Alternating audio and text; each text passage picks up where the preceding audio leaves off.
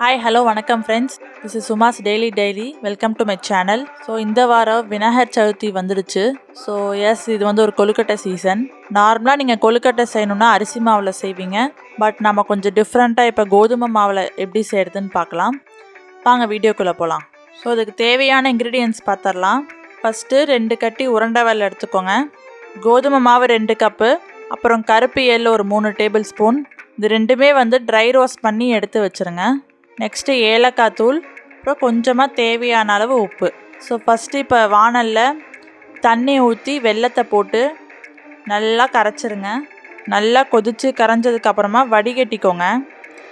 ஏன்னா அதில் மண் தூசெல்லாம் இருக்கும். ஸோ அதெல்லாம் ஃபஸ்ட்டு வடிகட்டிட்டு திரும்ப நல்லா கொதிக்க வைங்க. ஸோ கொஞ்சம் கொதித்ததுக்கப்புறமா ஏலக்காய் தூள் போட்டுட்டு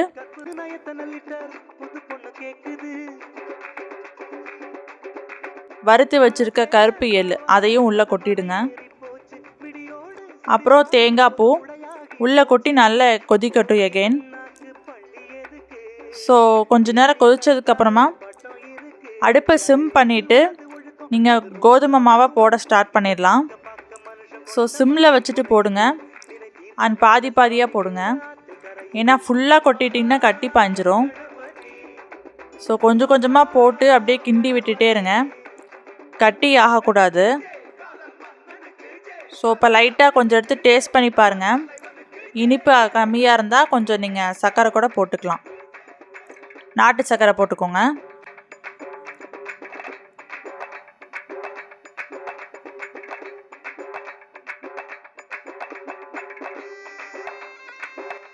ஸோ அது ஒரு 5 மினிட்ஸ் இப்படி நல்லா கிண்டி விட்டு கெட்டியானதுக்கப்புறம் அடுப்பை ஆஃப் பண்ணிடுங்க.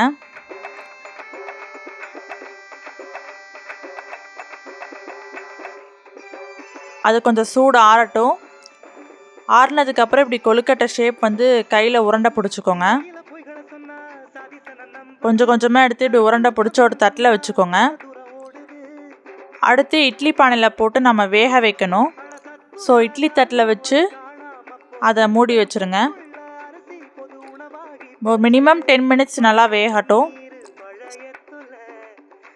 ஸோ வெந்ததுக்கப்புறம் எடுத்து சர்வ் பண்ணி சாப்பிட்டு பாருங்கள். கோதுமை மாவு கொழுக்கட்டை ரெடி. ஸோ இதை நீங்கள் வீட்டில் ட்ரை பண்ணி பாருங்கள்.